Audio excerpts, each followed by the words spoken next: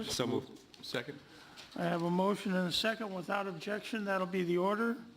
Tonight's invocation will be led by Mayor Pro Tem Ray Dutton and the Pledge of Allegiance by Lynn Grecky, Assistant City Manager and Public Works Director. If you'd all please stand.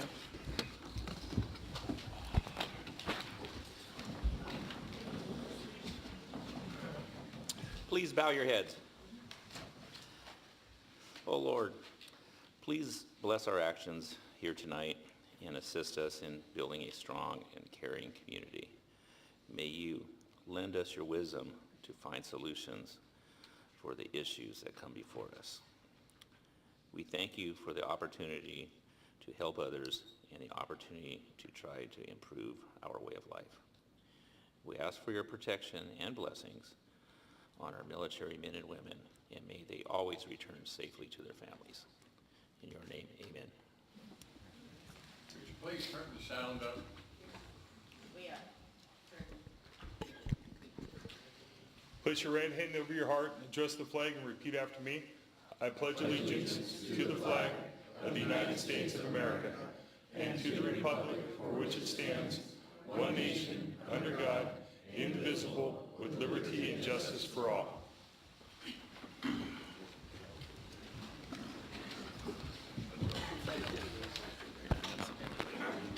It was working fine. It was working fine. The 2018 State of the City event is being held at the Main Event Center on Thursday, February 22nd, beginning at 11:30 a.m.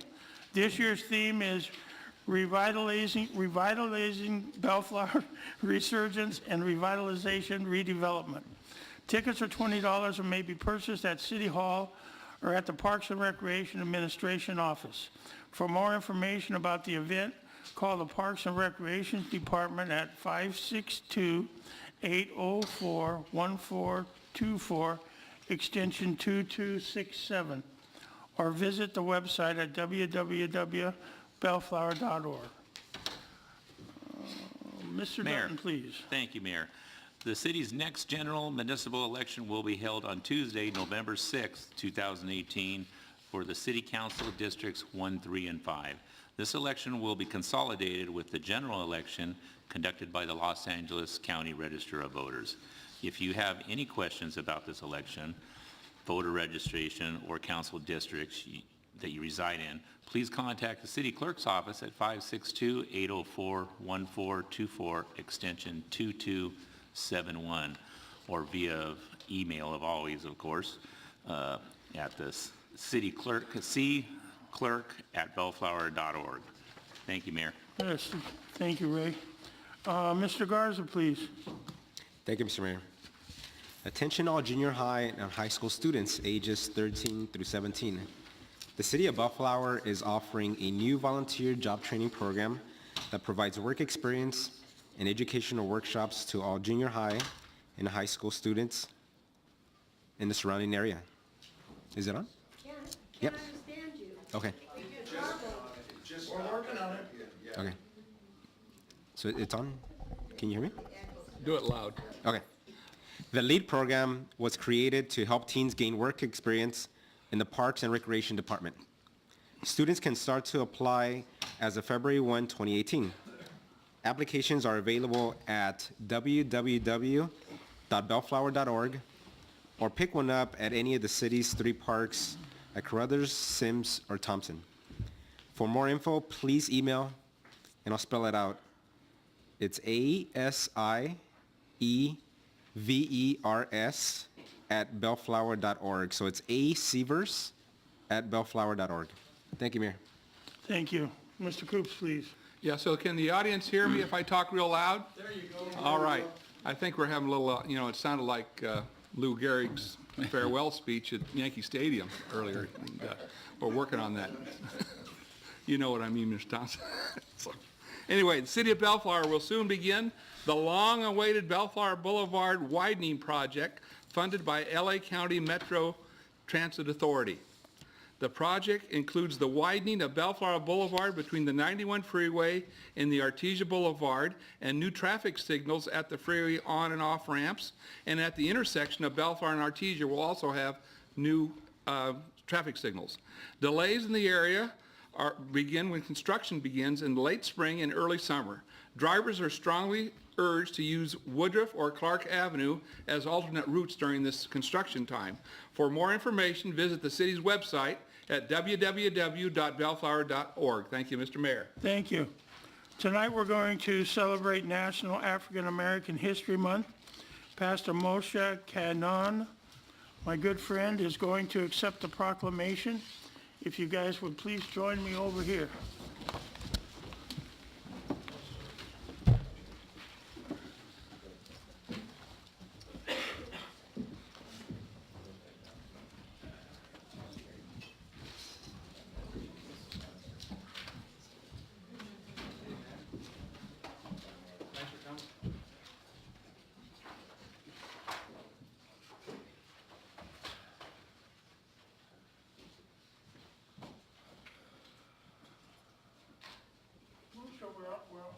We're honored to have you here with us tonight to celebrate National African American History Month. Whereas in 1976, African American History Month was extended to a month-long observation during the month of February, and Bellflower residents are encouraged to celebrate our diverse heritage and culture and continue our efforts to create a world that is more just, peaceful, and prosperous for all. Therefore, I, Ron Schnabeliger, Mayor of the City of Bellflower, do proclaim February 2018 as African American History Month.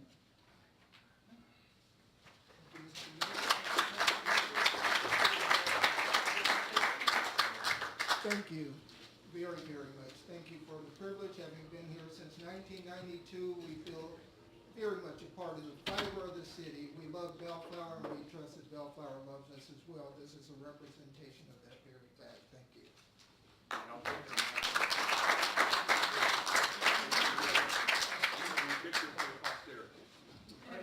Right here next to the mayor. Yeah. There it is. Yeah. There you go. 1, 2, 3. This one. 1, 2. Thank you. Okay.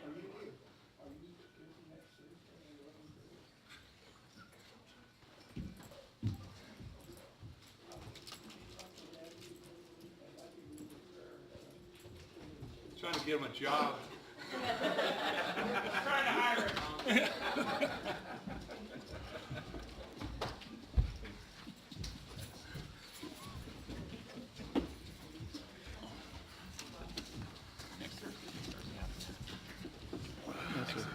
On Thursday. Next Thursday. Wow, it's going quick. At this time, we're going to have a revenue presentation by Ann Francisco from the Finance Department.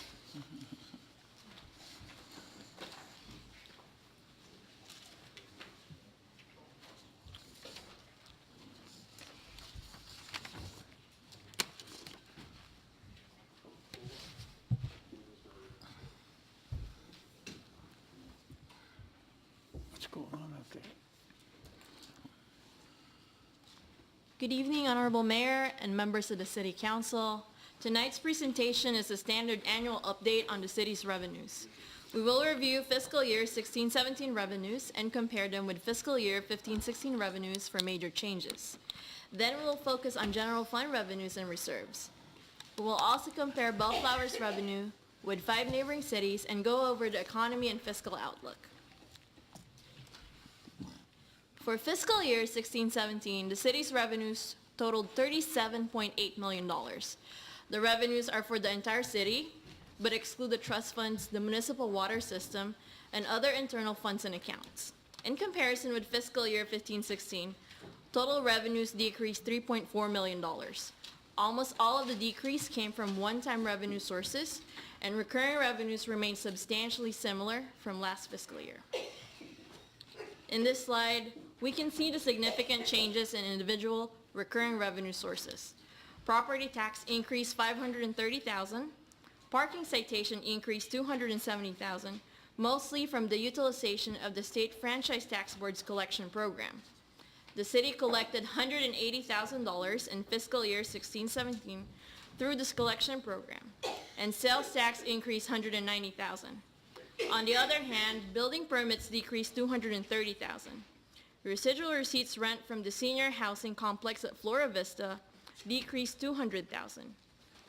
Utility users tax decreased $180,000, gas tax decreased $130,000, and park facility fees decreased $110,000.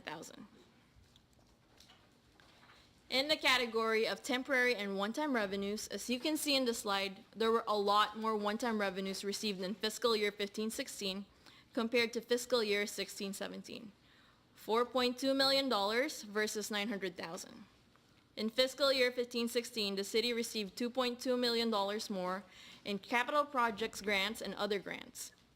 The city also received $500,000 from the County of Los Angeles for the Fire Museum, a one-time cash flow gain of $410,000 for the triple flip liquidation, and a one-time Proposition A park maintenance reimbursement of $220,000.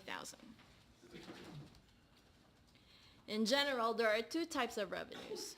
Discretionary revenues with full city council authority as to how those funds can be spent, and these revenues are typically recorded in the general fund. On the other hand, we have restricted revenues, with restrictions being imposed onto the city by law or granting agency requirements for various purposes, such as streets and transportation, economic development, housing, capital projects, and local law enforcement. In fiscal year 16-17, the city's discretionary revenues totaled $28.3 million, or 75%, and the restricted revenues totaled $9.5 million, or 25%. Where did our revenues come from?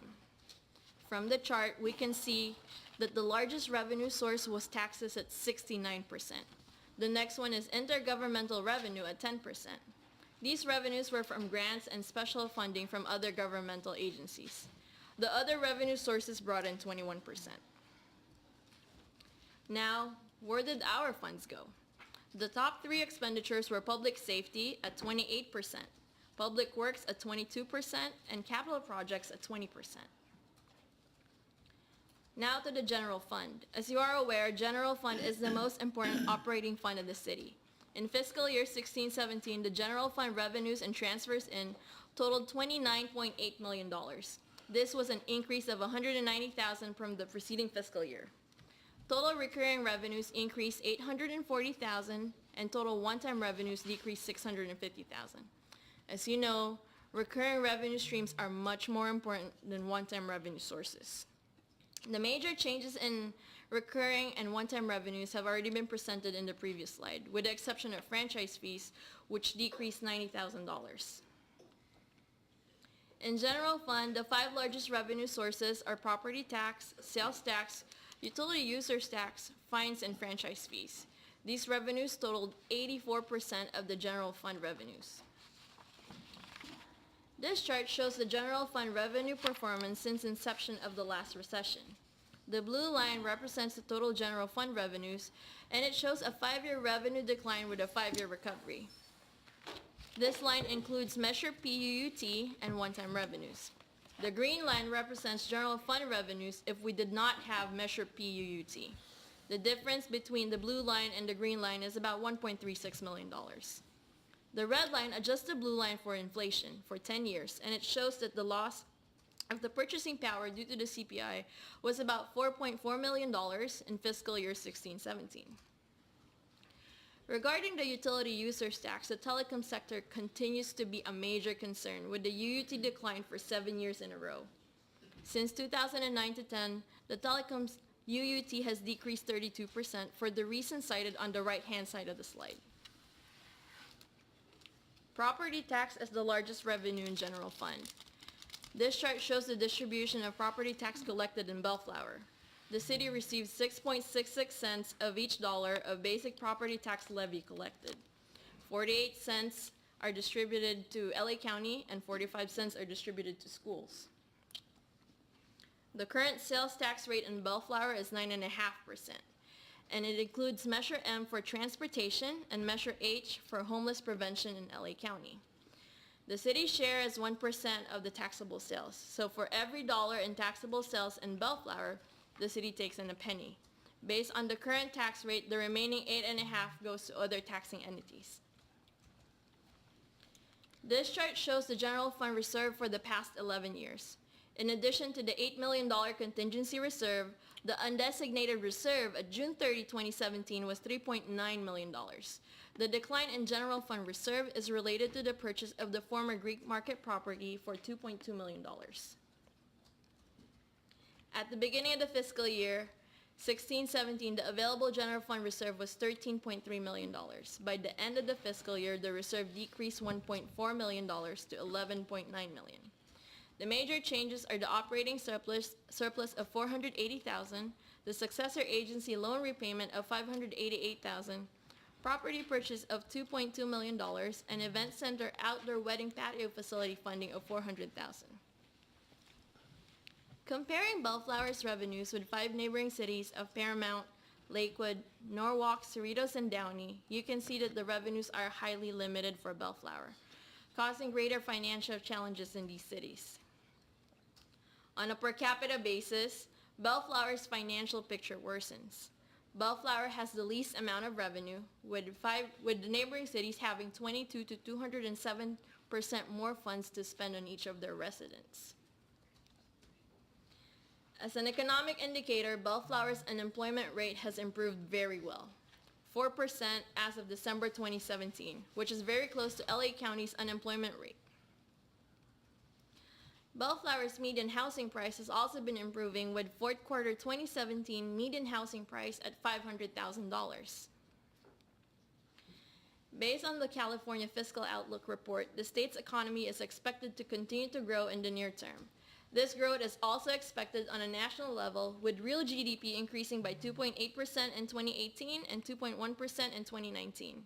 Related to the current low unemployment rate, employment growth in California has slowed from recent years, and it is anticipated to continue to be slower to at least 2019. The following are new recurring and one-time revenue sources for various purposes and information on Measure PUUT, which will expire on April 1, 2018. Bellflower's Measure B. Based on the assumption that 12 permits will be issued, is expected to generate approximately $1.7 million in cannabis tax revenue annually based on the initial tax rate, and $3.3 million annually when the maximum tax rates are in effect. LA County's Measure M, which increased sales tax by 0.5%, is expected to generate $1 million in transportation funds annually for the city. State Bill SB 1, which increased gas tax and vehicle registration fees, will provide a total transportation funding of about $22 million over the next 10 years. LA County's Measure A, which is a parcel tax, will bring in approximately $392,000 annually for park projects and $54,000 annually for park facility maintenance. Bellflower's Measure W. Following the sale of the municipal water system, the city will have approximately $8 million at the time of liquidation, of which $6.5 million has already been budgeted for capital expenditures. In regards to the relinquishment of Lakewood Boulevard, the city received $4.5 million from Caltrans. $934,000 has been budgeted for capital expenditures. Lastly, the city now has $9.8 million in cash on hand through the $10 million bond financing for the construction of the Regional Transit Center and parking structure. This concludes my presentation, and I'll be happy to answer any questions you may have. Mr. Coops, any questions? The last thing you mentioned was the $10 million bonding that we've done. Now, so that money is already in our account, or will, all right. It is in our account. That's why Tate's been smiling for the last 2 weeks. Well, then we're paying interest on it. That's the reason I'm asking. Paying interest. I have a tendency to think there may be a spread there. All right, so we're ready to rock and roll with our next project with that money being set aside. Yep. All right, That's thank correct. you. Mr. I have no Gardner? questions. Mr. Garza? Thank you, Mr. Mayor. Just a comment and a question. First of all, I wanted to thank staff for the presentation. I think it's really comprehensive. It's really good, and in a way, it's sobering. There's some elements in here that are pretty sobering, but nonetheless, it's important that we hear these facts. The one question I have, maybe it's not even a question. It's more of a general comment for us and for the audience that A lot of people may be aware that for SB1, their current efforts to overturn that. We don't know how that's going to go, but I just want to make everyone aware that if SB1 for some reason gets overturned, that means that our city would lose around a little over $2 million a year. So it's something that we need to continue the maintenance on our roads here in our city. So it's crucial. So again, I just wanted to put that on the table. But other than that, thank you for the presentation. That's it, Mr. Mayor. Thank you very much. Good job. Thanks. I'd like to say something. We wouldn't be losing $2.2 million because we've never got it. So it's to be decided on. Is that it? That's it. Mr. Stewart, please, public comments. This is the time set aside for the public to address the city council or successor agency on matters not listed on the agenda. Anyone wishing to address the city council or successor agency should come to the podium, be recognized by the mayor, and state your name for the record. If you wish to address the city council or successor agency on an agenda item, you may do so by approaching the podium as we review that particular item. You will be given a reasonable amount of time to address the city council or successor agency. Anybody wishing to talk about something that's not on the agenda?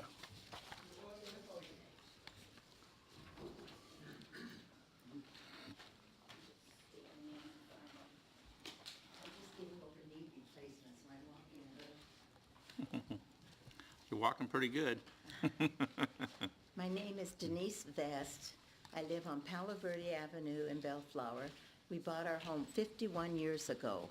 I'm maybe the oldest one in there. And when we bought our home, we were so proud to be in Bellflower. Now we've had a lot of concerns, especially for the riverbed people that come walking down our street.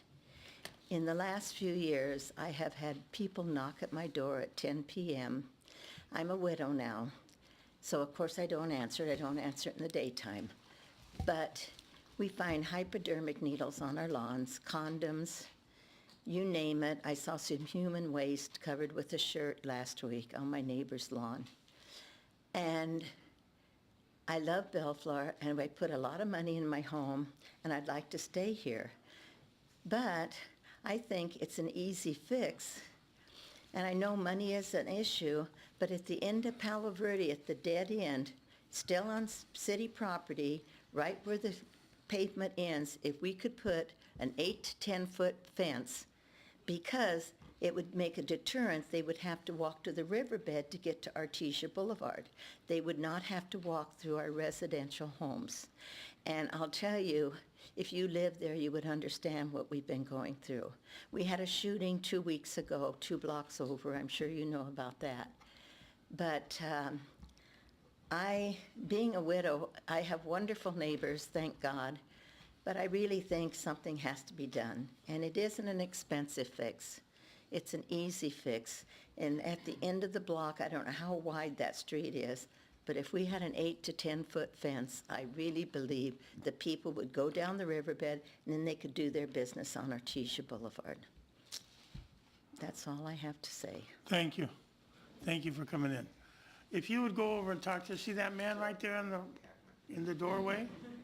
That's the Director of Public Safety. If you'd go over there and give him your information, I'm sure he'll get in touch with the Public Works gentleman, and we'll see if we can't get you some help.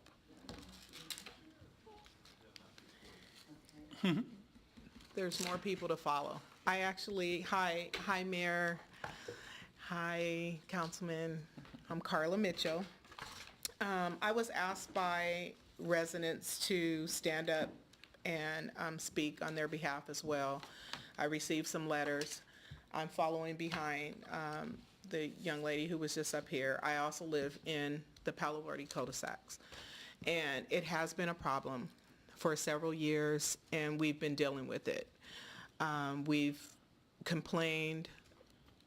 They haven't come to city council, and now they feel that it's time to, since there was a murder 2 weeks ago.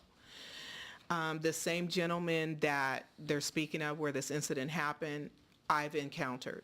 I take lead with the Neighborhood Watch in the community. I send out emails and I keep them abreast of the things that are going on, as well as what's going on in our city at City Council. I've also spoken with Joel Hackmack, Director of Public Safety, in regards to this matter in our community, and he has assured us there's an attorney already involved that has reached out to the neighbors and the community to resolve this issue. I have a letter here that I'd like to read because I told the neighbors that I would read this letter, but I also wanted to address this issue because it has come so close to me that it's been very aggressive. It's very fearful to go home and to be attacked by this gentleman verbally, and it has become physical in a sense with me. That has also been reported to the police department here in Bellflower. However, I'm going to read this letter from Claudia and Bert Munez. They are neighbors in the cul-de-sac, and it says, "Dear City Council Representative, we are longtime residents of our city, and we are writing to express our concerns about the activities taking place in our cul-de-sac community off Artesia Boulevard and Palo Verde Avenue. Over the last 2 years, we have seen multiple burglaries and car thefts. Summer of 2016, we had 6 break-ins and within a 2-block radius. More recently, we have a neighbor off of Balfern, and she mentions his name, Steve Catone, who has harassed many residents from multiple streets, flying his drones to proximity of our homes and our backyards, which he has been in our bathroom windows while we're showering in the morning with a drone with a camera in our yards. We've had, the multiple break-ins, so I can relate to what she's saying. And what happens is when they're reported as petty thefts because maybe the value isn't there, but it's so consistent within the neighborhood. And this one particular gentleman, he's bringing in all of these people off of the embankment, and they roll right through that Palo Verde into the cul-de-sac, so they're unseen. It's dark back there, and you can't see them. So it's easy for them to get in and out, opposed to them going all the way to Artesia, where they're actually, more traffic and more visible. But she continues to say, we have a problem with the littering occurring on Palo Verde between Artesia and north of PV. We also find liquor bottles, large objects, syringes, condoms on the sidewalks and streets. I'm attaching several pictures that have been taken within the last week, all from one day reference. Just yesterday, Sunday, there was a homeless man riding his bike on Balfern, taking pictures and videotaping homes. We approached, he got hostile and defensive. He started taking pictures of my car and myself. I took a picture of him. Please see the attached for reference. Many of us feel that installing a high block concrete wall opposed to a fence at the end of the Palo Verde will remove and reduce significantly the level of crime and nuisance that are occurring in our neighborhood. Not to say that he also lives there. So I know that there is something in the makings right now that they're trying to get him evicted and do a community-wide, more or less a restraining order against this guy. But it's been to the point where it's very aggressive, even towards me, and has been physical, where it's dangerously affecting all of us. And we have many residents here, if you'd wave your hand, that are here today that have experienced some of the same thing. And I'm concerned because they are ringing the doorbells of the residents that are elderly. And when someone answers the door, they'll ask for a random person, or the next thing you know that your home has been broken into. So I just really hope that we can pay attention to that. And I know that I have asked about putting some type of wall or block at the end of Palo Verde, but I know that there's multiple agencies involved in that. And so I know the dynamics. Oh, yes, you can. This is a letter from Bert and Claudia. Ms. Mitchell, Yes. what street is that, the guy in question live? What is- At Ballfern. He's Ball- on he's Ballfern. on Ball- he's on Ballfern, Yes. character then, And, he's on Ballfern then. Joe is aware of where it happened. That's And the one then with there was the- actually a murder, where the murder Right, that happened. happens to be the It's same the same street. guy. Oh, it's the same guy? It's the same guy, Oh, wow, yes. okay. Right, And that's the one with the drones? yes, Those are the drones, okay. yes. And you had a name for him? Steve Catone. Gotcha, okay. So that public safety all knows that already? Public Okay, safety is got it. aware of Okay. it, and I just wanted our residents to Okay. know that, before I came here today, that we have already been working on it within our community Is our district attorney working on it? Right. I met with Ms. Mitchell the other day and assured her the DA, as soon as we found out about it, we jumped on it. The eviction is in process. There's other things going on that we aren't at liberty to discuss. Knocked on doors, discussed it with all the neighbors in the immediate area, that what we're doing, and assured them that we're all over it. And that's exactly the case. Everyone's been very cooperative, including the property owner, so we're expecting a good resolution within hopefully just a few weeks. Have you put additional cars on the street over there? Can we give them an extra protection? Certainly. I put the word out to the captain. We've alerted early morning patrol as well. There were no calls for service over the weekend. We're checking that too, so. And the SAOs are part of the effort as part of, and they're shifting some hours to PMs this week, partly as a result of that. So just want to assure everybody that we're working on it, several different areas. And while the special officers are over there and the deputies, they are aware it's not just that, it's the homeless problem that they have over there too, right? Sure. The person in question actually is a percentage of the draw because these individuals are going to that location. Oh. And so once that person goes elsewhere, a percentage of this other problem will too, we believe. So. Okay.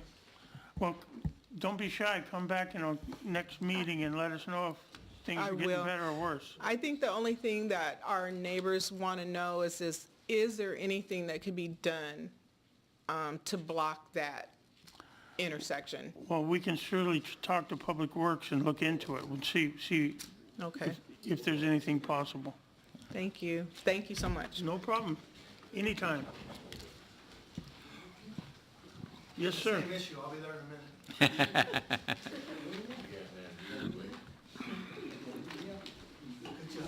Thank you. Am I speaking loud enough? Yeah. Yes. I bought a washing machine off you a while back. How's it working? Beautiful. That's all I want to know. Well, you stuck yourself out there. I've been in Bellflower for about 20 years. I love it. I'm gonna throw a lot of things at you. Bellflower town's deteriorating. We go to Cerritos or Carson, Long Beach. A lot of people are leaving their businesses. Bellflower, reconstruction. If you could move that damn freeway out, you might have more room. But what you're gonna do, you're taking a funnel, you're making it all look nice and wide, but they've got a big problem. Ever since they put the Golden Corral there, it's been a mess. And our neighborhood is a nice neighborhood. I've been robbed twice. And what I mean by being robbed, come home to everything's upside down. They even took my piggy bank. This is a serious, it's been coming along for the last few years. The homeless are coming down that funnel off of Palo Verde, and they're robbing people. And you got the Steve guy that we want out of our neighborhood. He's bringing in dope. I want a cop car basically in front of his house every day. Now you got these yellow bikes everywhere. The problem is, we're serious. You've been in Bellflower a long time, your business. But we gotta do something. Or I'm gonna put my house up for sale and get the hell out with a lot of other people. You gotta be concerned about us. You guys are sitting in that seat. But we're the people that are hurting. Come home to a home that's been robbed. What do you do if your wife is in front of a car and a guy wants to run her over because he's a bad neighbor? You gotta get him out. I understand that. His own parents moved out of the house because they can't control him and left us with a mess. Pissing in my bushes, taking the garden hose and filling their gallon jugs of water. The homeless have got to be, I feel sorry for them, but they've got to be moved out. You got to go up there and you got to clear them out. Clear them out. Mayor, go on a weekend, walk around and see what the problem is. Right now, they're off the Long Beach Freeway. You go to Long Beach Freeway to 105, they're off to the right side. They're everywhere. I hear it on TV in every town's got problems. But what about Bellflower? You talk about numbers on the screen, that don't do me a bit of good. I'm gonna go home, could be shot, or could be robbed again, or my wife be raped. This is a serious, serious problem, and I'm getting tired of it. I'm worried about coming up here to the courthouse tonight, being robbed in the parking lot. You guys have got to stop talking. Do something about it. We've got a nice neighborhood. It's up to you guys to keep it going. I keep a green lawn. I don't keep a brown lawn. I keep a green lawn because I'm proud of my house. You guys should be proud of my house too, and help me out.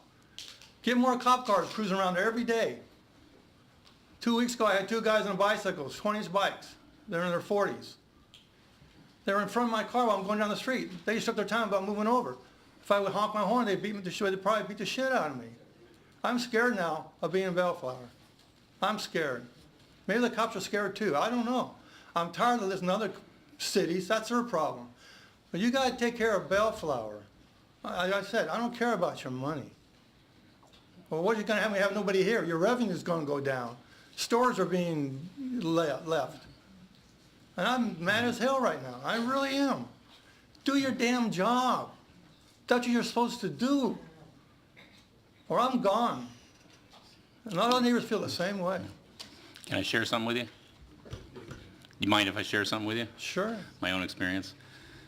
Living in town 50 years, since 1978, I lived on Beach Street, which is the next street over. I endured the same exact problems, almost to a T, what you're describing, from where Beach dead ends into the riverbed, or to the 91 freeway, and it has where the train used to go under the bridge. I've been broken into 3 times. Once while I was up on the dais here. But it happens all over the community, and trust me, I am trying to work hard now, and with public safety with the homeless, the riverbed, the freeway, we're a big magnet where both of us reside in this side of town with the homeless. Every one of my neighbors call it the homeless freeway down Beach. I'm sure you have it there on Palo Verde. I feel for everything that you're saying. The problem is California society, the courts, we try to find another way to try to circumvent the homeless. When they're on the flood channel, that's a county jurisdiction. It ticks me off to no end. When they're on state freeway, that's state property. Ticks me off to no end. You have to actually post a 2-week notice to try to get them off any of those locations. You have to get permission to go to those areas to get them off. And we have to coordinate with the sheriff, the agencies. I'm not saying it's not doable, we've done it, but it drives me friggin' crazy that we can't do nothing. And I'm there with you. Today's a brand new day. A few weeks ago, they were hanging their laundry out on the corner of Ortiz and Palo Verde, on the laundry on the safety rail. Yeah. And they leave their shopping carts everywhere. I mean, I'm telling you. And then what's funny is the fence on Palo Verde. I'm going to share it with all you. I've talked about a fence on my side of the freeway. Let's close off that that trestle in there. It's a graffiti nightmare. We would paint it up, and I agree with every one of you out there. I walk in your same footsteps from where I live, and I'm agreeing with you, sir. Well, I'll tell you one thing you can really do. I hate to interrupt you because I'm going to say all I can say. Get a damn Trump wall built at the end of Palo Verde. That's where they're all coming in. It's a funnel. Oh, yeah. Now we're having robberies. Yeah. What's going to be next? A rape? A cop being shot? I'm only 2 doors down from where that guy got shot. They had a party. Those bullets could have went anywhere. There was 5 rounds fired off. And my grandkids were over visiting Grandma and Grandpa. And they wanted to know what's going on. They were scared. They were petrified. All the sirens, all the cop cars. All I'm saying is talk. But let's brand new day, help us out. Get another cop car in the neighborhood. I'll help you. Let's go buy some bricks from Home Depot. I'll help you put it up. The neighborhood will help you put it up. And you'll be there. I would. Thank you for listening. Yeah. Thank you, sir, very much.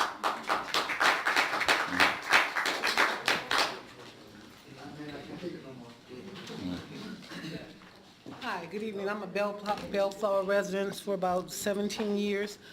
I do live in Bellflower, and I am concerned as well. But more importantly, I think for the wealth and safety of the children in our community, that it's just a bad eyesore for our kids to be walking home from school, to be approached by some of these homeless people or people that have less fortunate stuff than we have. But I was just wondering, do we really have a commission where we're actually working on the problem?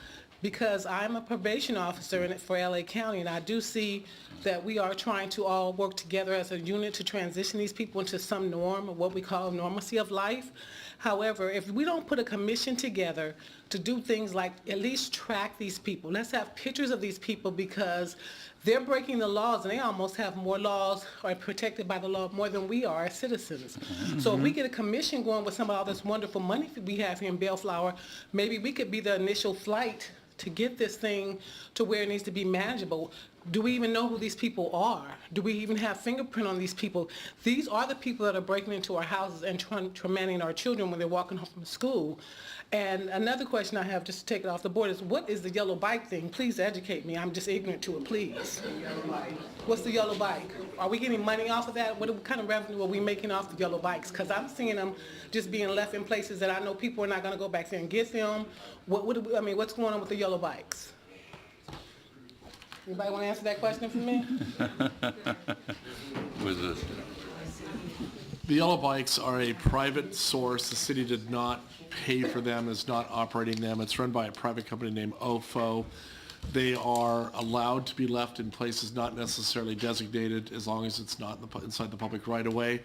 And those bikes are collected weekly by the company. They have a tracking device on them, and they're collected at least once a week. And they're available for anybody to use for $1 an hour. And frankly, this is the first negative comments we've heard on it. Most of the comments we've heard have been positive, because they do seem to be utilized by a lot of young people in the community and a lot of adults as well. And if they become too much of a burden, of course, we can discontinue that use in the city. But the truth is, for the moment, most of the comments we've heard have been pretty positive. And if you have bikes in your neighborhood that are not being collected, let us know. We will get somebody down there to pick them up immediately. Are we getting revenue for that service? We do not get revenue for that service. Good evening, council members, mayor. Can you speak up a little? Say good evening, council members and mayor. My name is Miles Mitchell, son of Carla Mitchell.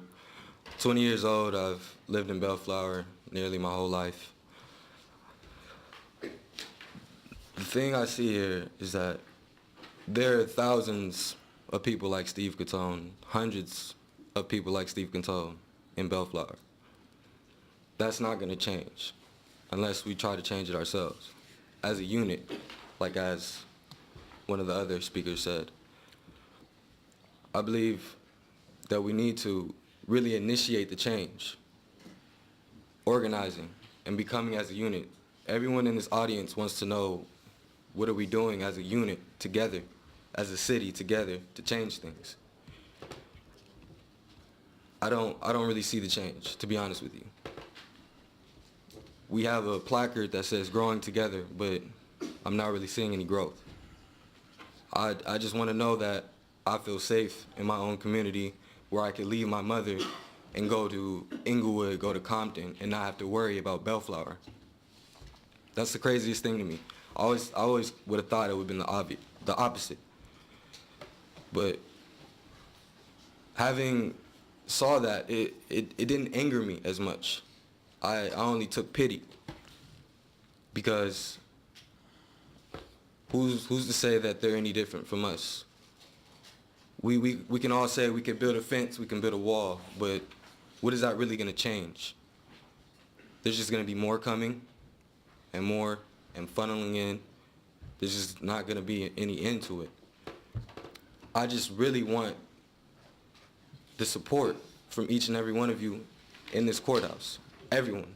I want everybody to hold themselves accountable for, yes, their actions and our actions as a whole. That's the only piece that I really wanted to share. I've heard all of these testimonies, but it's not going to change unless we really take action. Period. That's what I believe. if anyone has anything else to differ, please let me know.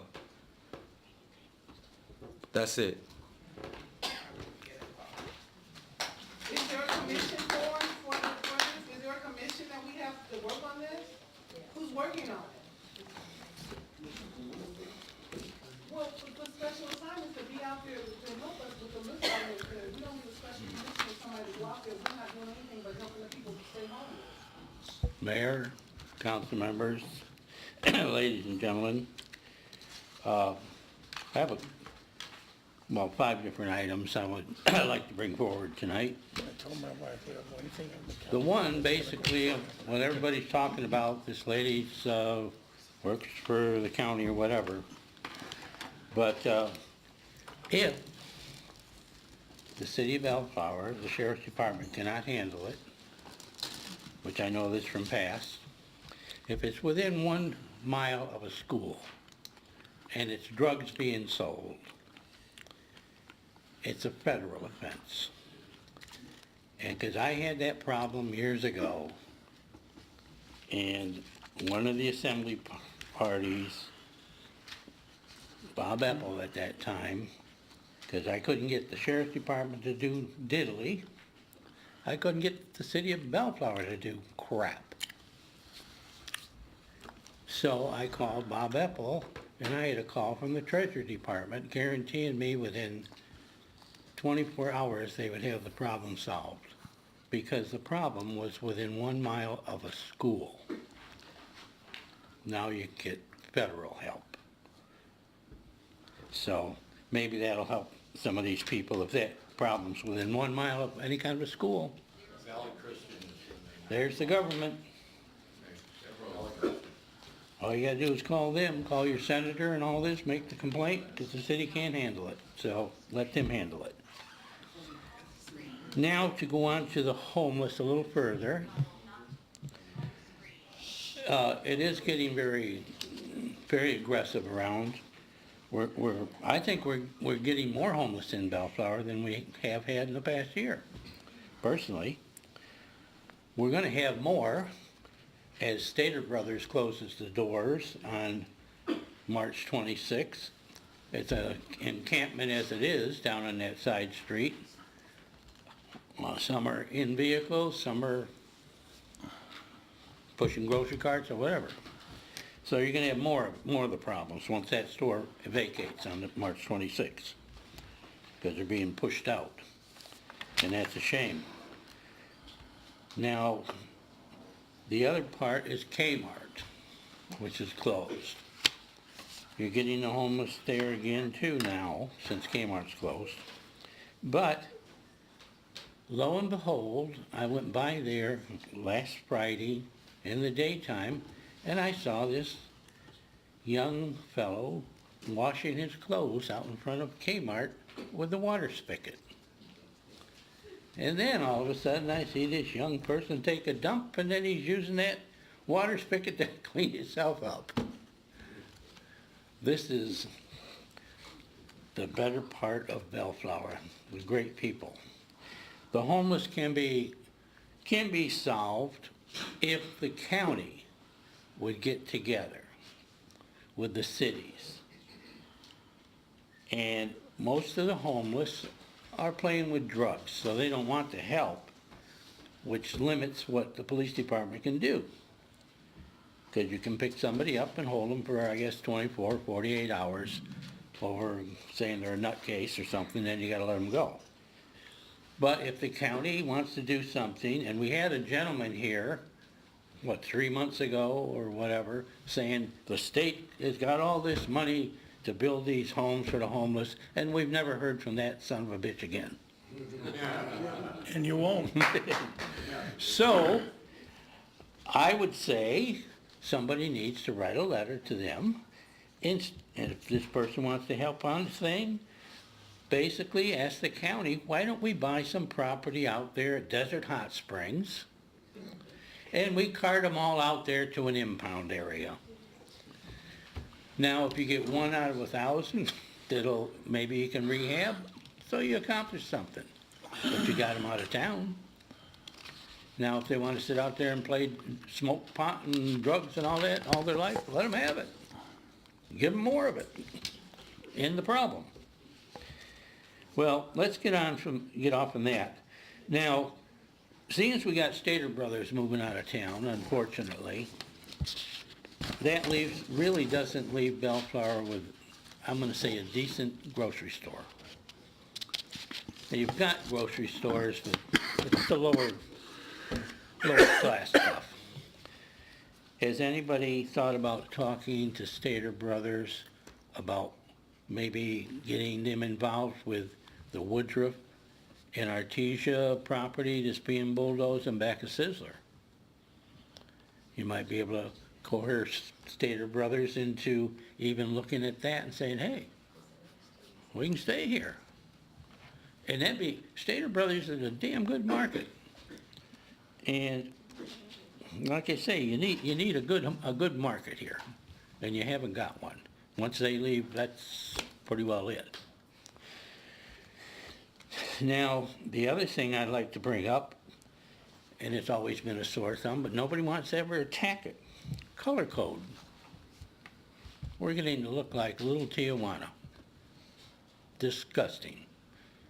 Nobody wants to put their finger on a color and say, enough of this green, lime green, this purple, and all this other stuff.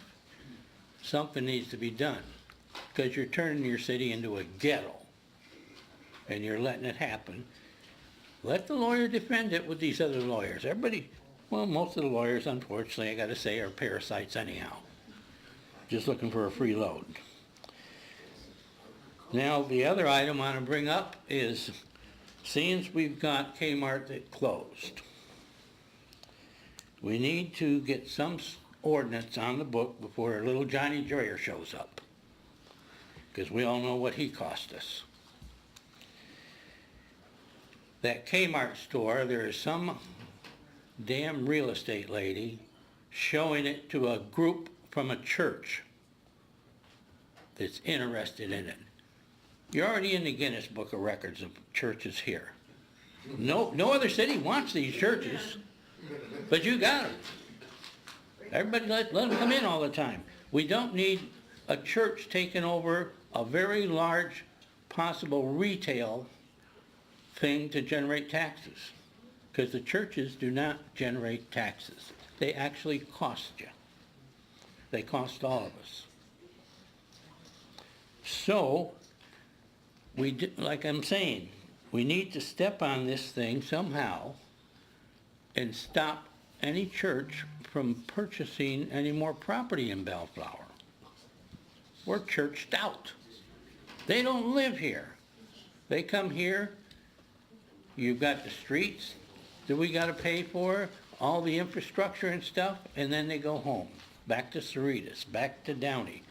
Oh, where do you live? I live in Downey. Where's your church? Oh, it's in Bellflower. They're the only ones that let us in. Well, enough's enough. Time to break the Guinness Book of Records and get rid of it. But you need to do something about that Kmart. I really, really hope you don't get too irritated at me, because we got the church at the front door, the church at the back door, and God knows what other door. So we need to actually stop that. And then the last item is within, maybe about another 30 days, I'm going to be back here. It's all about what I've talked over the past couple of years, the business license for apartments. The time has come. The time has passed. And I don't do any work in Bellflower. All my work is outside of Bellflower, but I pay a business license, yearly business license fee here. Each apartment is a business. Each apartment unit is a business, because a person's collecting rent from each apartment. So nobody can say that is not a business. I want a fee, the same fee I pay, on each one of those apartments. So that's all I have to say at this time, and thank you for your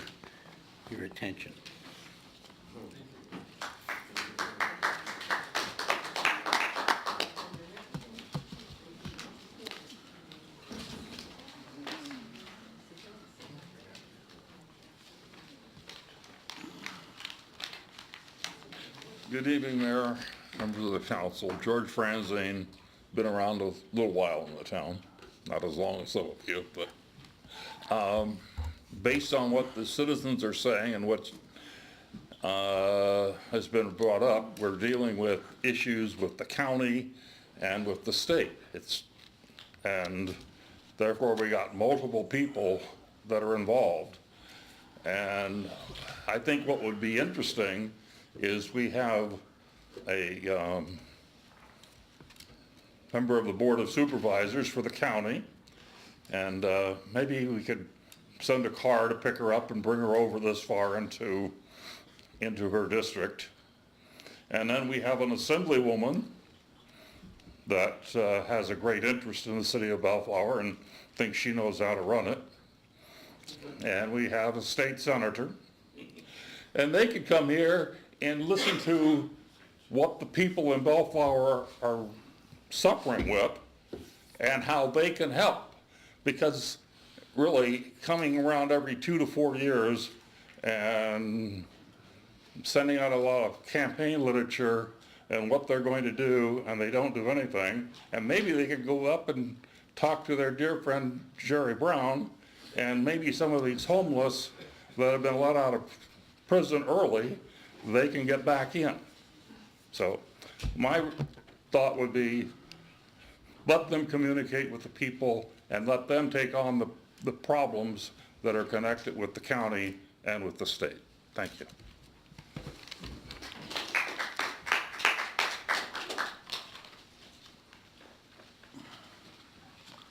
Anybody else? Good evening, Mr. Mayor, City Council, members. My name is Anita McInnes. Oh, is it working? Okay. Probably not. It was, Oh, this one? no. There. Okay. Anyway, I was just wondering about one of the things Mr. Butts mentioned was the man from the Homeless Initiative. He was the one that came in and talked about that they were hoping to be able to get the Norwalk, and that didn't work. You know, the facility over there for, that used to be the mental hospital. But according to him, they were willing to work with cities to get homeless things done and help with the homeless, get things built or get things. Did that not go anywhere? We could give you his phone number. You could call him and ask him what happened. Give it to me. I'll be happy to call him and find out what's going on. What's the grant we got? One of the things we have on, in fact, it's on your consent calendar, is an agreement with PATH, the regional experts in homelessness, to prepare a plan for cities, Paramount and Bellflower, working together. So that's something we're going to get officially in place. We want to have that in place so that future Measure H funding, what you're referring to, the county, those millions of dollars would be coming to cities, hopefully, that have their official plans, and we hope to be on the receiving end of future funds along that line. So. Okay, so would my contacting this man interfere with that, or would it? No. Okay, then afterwards I'll get the number from one of you. Okay, Squeaky wheel cool, gets thanks. grease. Ma'am, I'll get your name, and we can step out, and I'll get your name and number. Okay. So. Anybody else? I have one more thing to say. Can I stand up and say it here? Yeah, go ahead. I'm not supposed to let you, but I'm going to get in trouble now. Now Mr. Butts is going to want to talk again.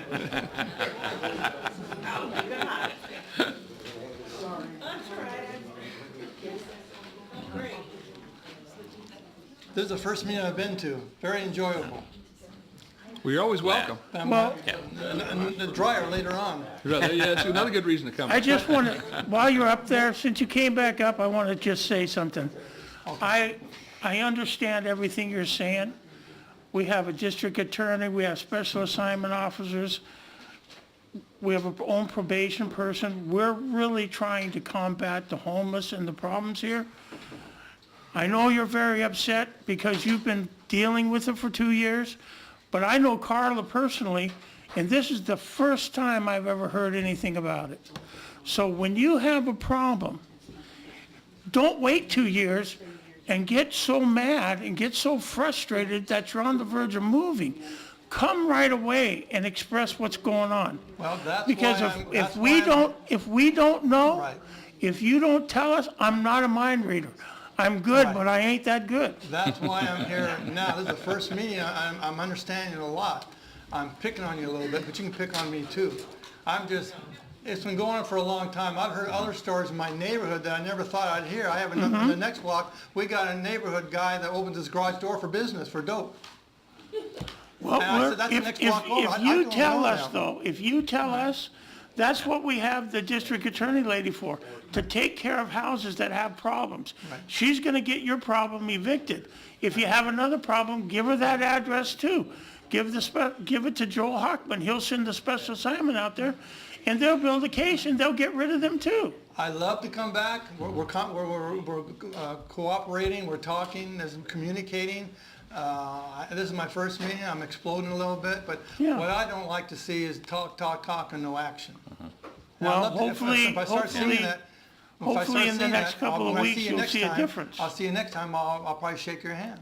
Thank you. Thank you. Forgot what he was gonna say. This is another one of my customers. Good evening, Mr. Mayor, City Council, citizens of Glendale. I wasn't going to get up and speak tonight, but I live in the neighborhood in question. I live on the same street where the shooting occurred. And I find it kind of amazing that you just stated that you weren't aware of anything that was going on. Do you recall, it was just in the news, happened last year on the riverbed, right there, just north of the railroad tracks and the trestle, that a man was there to help working with the homeless, feeding them, clothing them, dropping off stuff. There was a shooting there. He was shot and killed last year. And you're telling me you don't know what's going on? Well, I have not heard the issues that were brought up tonight. I'm asking you, you weren't aware of the guy that was shot No, last year? I don't remember that. You know, and another thing is I went and dropped off some paperwork last Monday to Josh Holcomb, the safety sheriff's. Joel Hockman. Joel Hockman, yeah, right. And he goes, well, I'm really surprised. I didn't know anything. You know, I mean, I find it amazing that a person is working with the deputy sheriffs. It was, I dropped it off at the Bellflower substation. yeah. No, the situation, I knew about but basically it was somebody got shot on the Cerritos side of the riverbed, but the shooting came from the Bellflower side. Whatever. And I think that's how it went down, Well, but I'm okay. totally aware of it. Okay. But I find it amazing that, you know, you're saying that you weren't aware of what's, I mean, I've been a resident, you know, lived in Bellflower for 63 years, lived on that same street for 41 years. We raised 4 kids there, loved Bellflower, you know, had a chance to move out years ago, but chose not to. And like these people have said, this Bellflower has gone down it has gone down.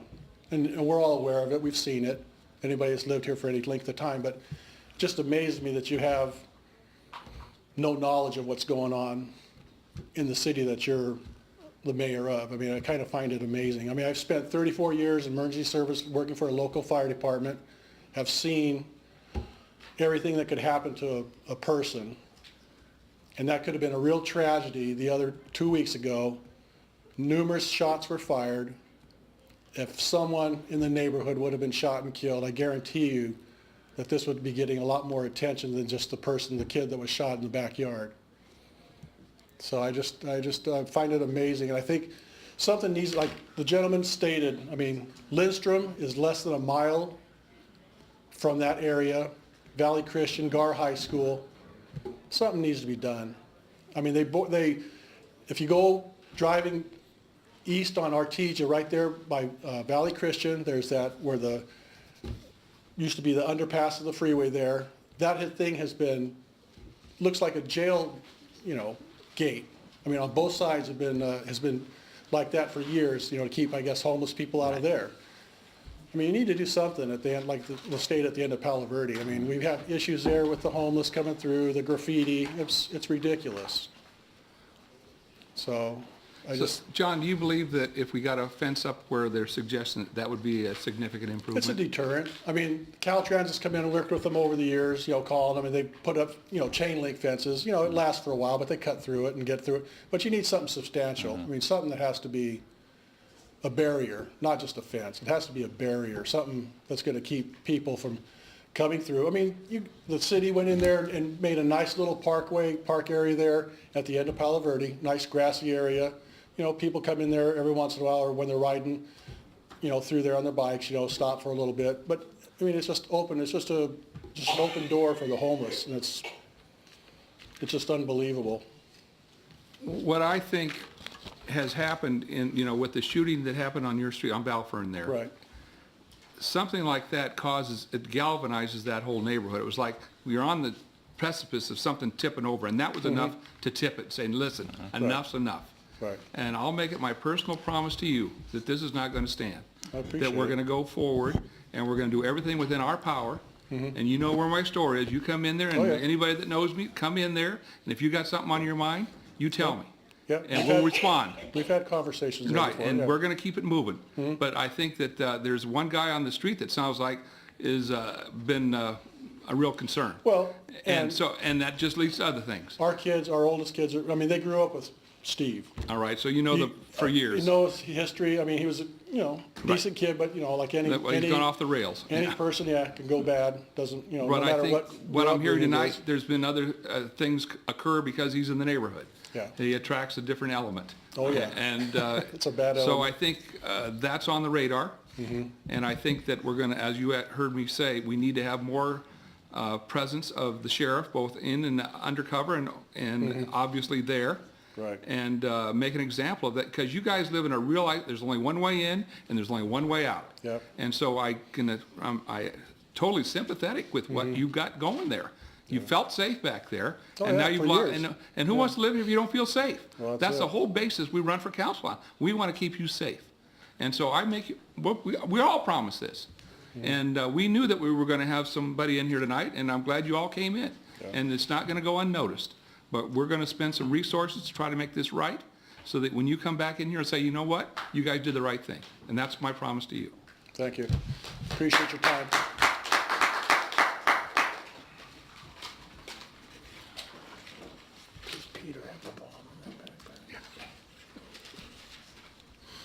Didn't mean to personally attack you, sir, but No problem.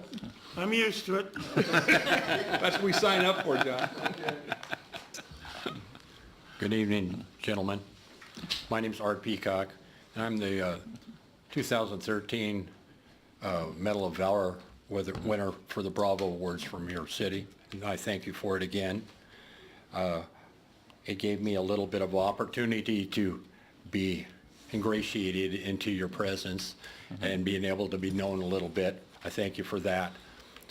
But I'd like to take and address some of the things that they were saying here, but the thing on the top of my head is there any move for anyone to be able to obtain a concealed carry in this city or county? It's been able to get one in the last 20 years. I don't believe it has. You'd find an awful lot of the people that accost people on the street would stop immediately. I'd be one of them and to stop it. The gun permits in this county are issued by the sheriff, and he's I dead set understand. against it. Yeah, that's what I'm saying. It's So like, I don't know. except for other policemen, they can protect themselves. We walk out of the house like that, and see, I'm disabled now and things like that, and I have to take dial-a-ride, and I have to walk to the bus stops, and it happens to be at night and things like that too. I just as soon put my little friend in my pocket, but I don't want to have to go to jail forever for defending myself, for it. And it's a problem all over, and I know that, but it just gave me an opportune time to sit forward about this. There's other things I'd like to bring forward. I'm going to postpone that until your next meeting and bring it up at a more appropriate time. And that was concerning You want me. to see me give the city administrator a nervous breakdown? If we had our own police department, we could issue gun permits. Yeah. Ain't that a another big can of worms, though, huh? Yeah, I know. But thank you He's again our for gun your guy, time. you know? But, well, the thing of it is, you know, I live on Rose Street. There's a Edison Field behind it. I grew up there. I came back from Paramount living there, but my mother and father have owned the piece of property since '57. I didn't even know at the year we came there when I was 4 years old was the year you folks became a city until, you know, your celebration this year. And I found out about it that way. It came down that The way. 60th. Yeah, exactly. I'm 64, see. There you So, go. but there's the homeless concern has been from the area that you're speaking about through there. Like I said, I've lived around there. I went to Mayfair, you know, and I knew people that went to Valley Christian and people that lived on the cul-de-sac there and things like that. They're no longer there. It's been a thoroughfare for a very long time about homeless people, but it's been so much more in the last few years and things, but that's been all over. They've been in behind the Edison Field behind my property there on the south side of Rose Street between Ardmore and Clark. And now it's completely vacant. There's no nursery or anything behind most of it going on this side anymore, where he used to have the nursery. At least he kept them out that way. But now it's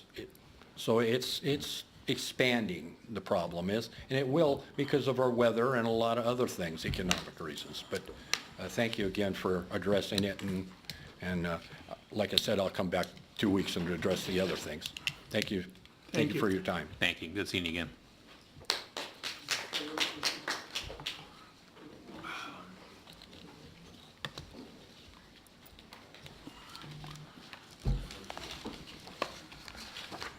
Good evening, Mayor and members of the council. I'm Josh Murray. I'm here on behalf of the Clifton and Brackenseek Library, 9945 Flower Street. I'd like to let you know of a very special program that we're having for Black History Month. We are very happy that Baba the Storyteller will be telling some West African stories during our story time on Thursday, February 22nd from 4 to 5 p.m. And all of the families of the community are welcome to listen to traditional African songs and languages and music. And we're going to be having a special art activity following the program.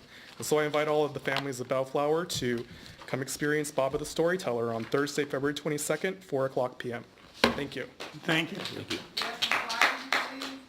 Yes, I'll put them here.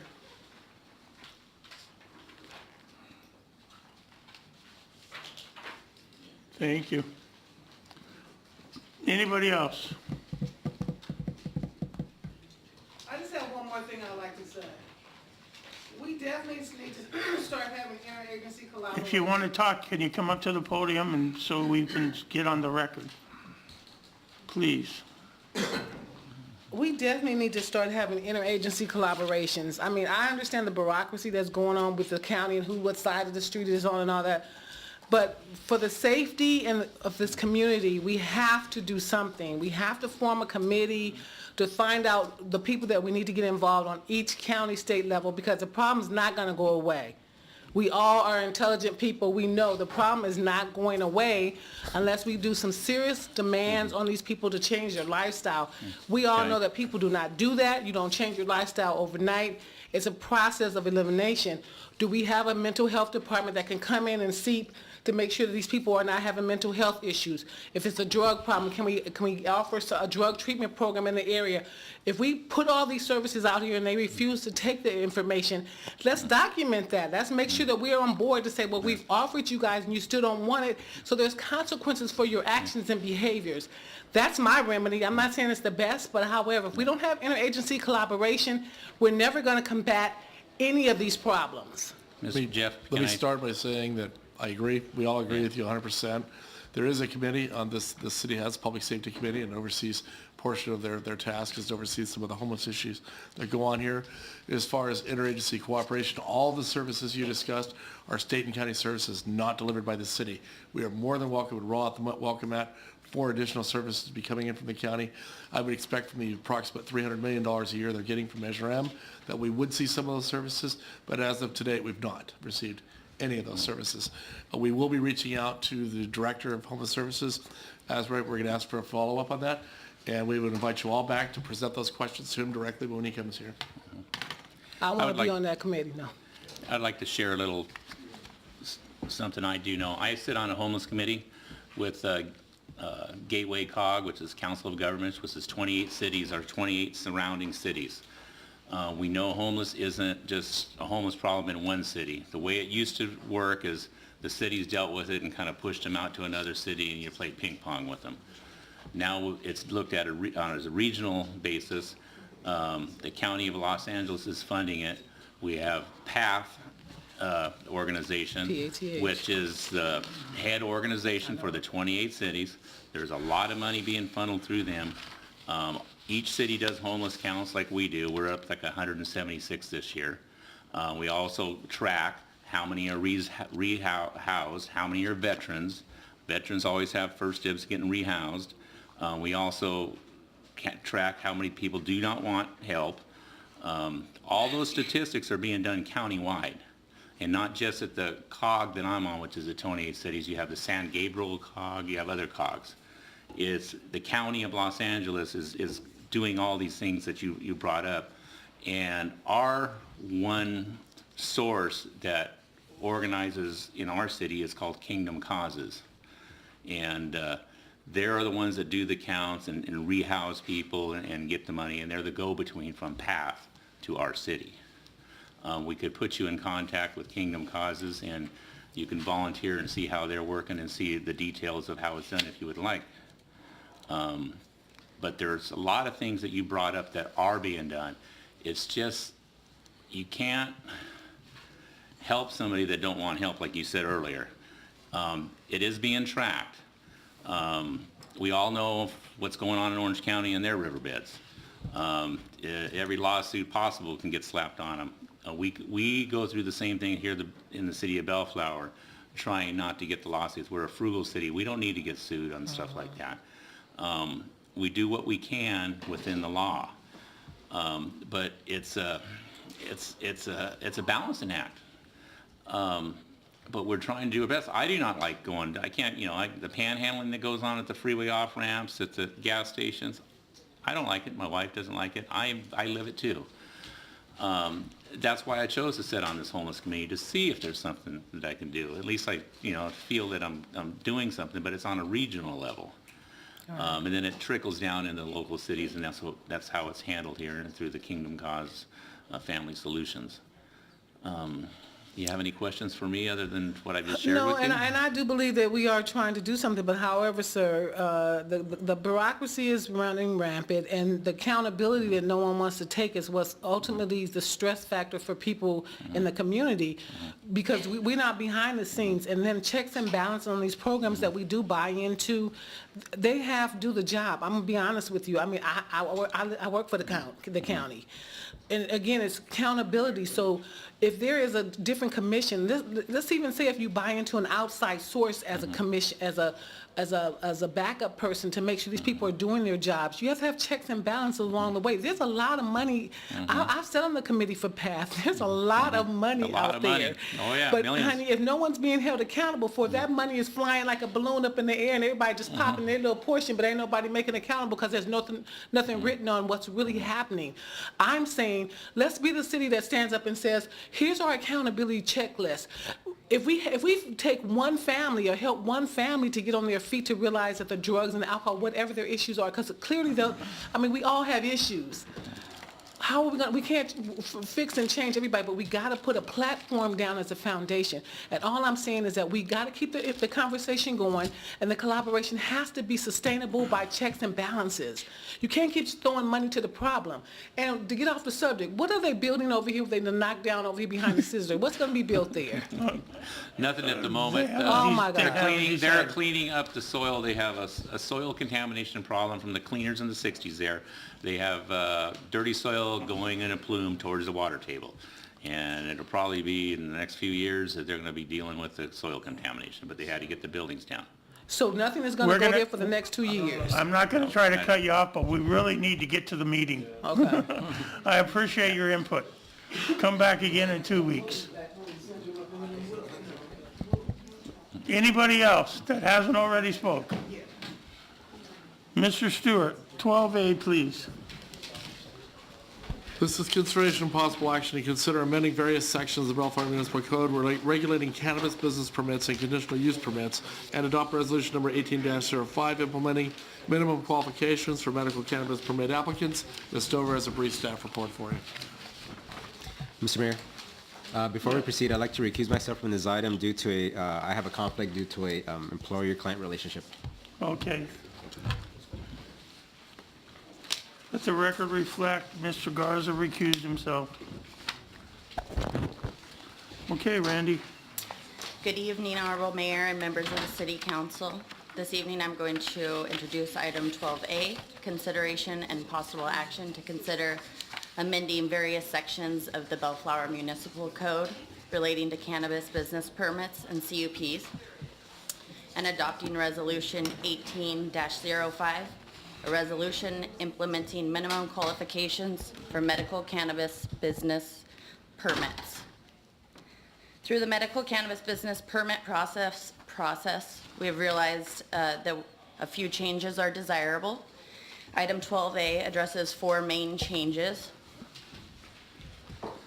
The first proposed change would be to amend the distance requirements from 1,000 feet to 500 feet between wholly enclosed cultivation uses and manufacturing uses. The second change would be to consider adding a public benefit and economic development aspect when considering future applications.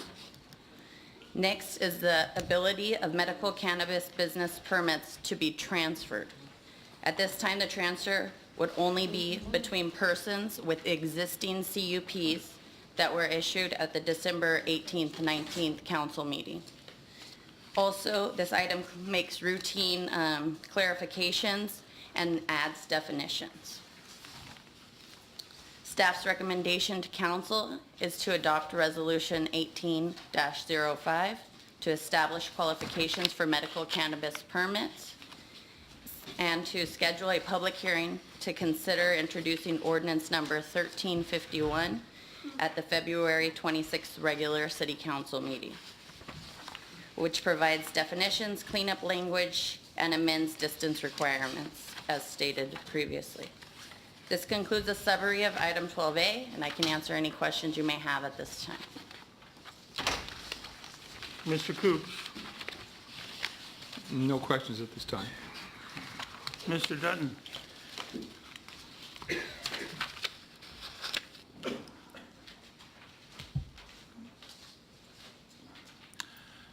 Can you get into the portion of the cannabis transportation business? You want the definition? Well, not the definition, I guess I'll let you hit. That's where I'm going. That's my topic here on this thing. As far as what I've read in the staff report, when we put it before the voters to tax cannabis, and what I'm seeing is it was a gray area whether that would be allowed, tax and medical use, and you've confirmed that it's not now. Mr. Mayor, members of the council,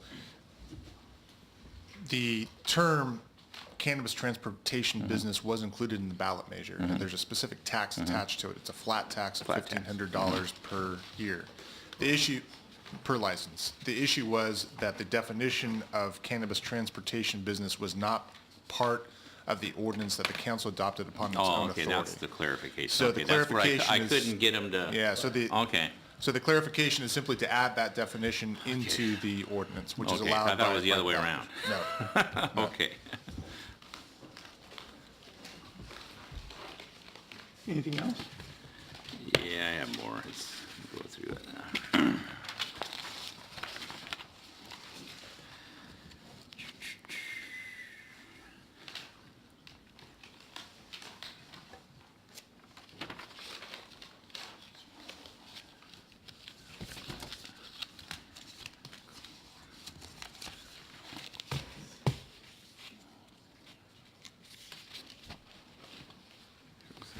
While you're looking it up, Yeah, let me... if you have a question, go let me ahead. ask a question. I've lost my place. In here, you have a proposal to allow, evidently now, somebody who's gotten a permit to open up a dispensary doesn't want to now, or possibly doesn't want to, okay? How long do they have from the issuance of the conditional use permit before that expires? CUP expires in 6 months. We will revoke the CUPs if they don't make them active within 6 months. So if after they the- don't move forward and open their dispensary, those licenses would revert back to the city unless we change the rules? We will recommend to the council those licenses be revoked, and I suspect that we will have the votes to do that, but yeah. Because I see in here that there's a recommendation that we possibly allow them to sell those, and I would be 100% against. Just so we all understand, I took a hell of a butt chewing by voting for one of those people, and now they evidently don't want to open, so I'm surely not going to let them sell that to somebody else. Because this might be a way to get them out of where they were going. It's a recommendation mainly to expedite the process if they choose not to open. We didn't want to stand in the way of commerce. If there was a private deal they could make to move that license to another approved, nobody else outside, but an approved user who did not qualify for the Well, license. In my opinion, I think that if they don't open them up, the license reverts back to the city, and then we go down the list, or we will decide who gets them versus them selling to somebody that, I know you say we can approve it, but I have no objection. It was a suggestion to hasten that process if the council's opposed to it. But, you know, what always was attended is when we did that, it was, if you're in, you're paying, and do or die, you know, either you lose or not, and that's not like, they didn't, none of these people knew that. Well, we're 2 months into the Yeah. process. There's 4 more months to activate those licenses, and if they choose not to do it, we can come back in 4 months and revoke those CUPs, and that's totally up to the council. I've no objection if the council wants to remove that section. But, my concern is I really believe that if people in the front end didn't act on their permit or license or anything, that I would see that the order of the people who didn't get it would move up to the front of the line. Yeah, I think that's. Because I don't think we'd, start the whole process over and, okay, at 8 o'clock on this day on a computer, hit the send button. We don't want to do that again. No, that's not the intent. There are a couple of amendments made.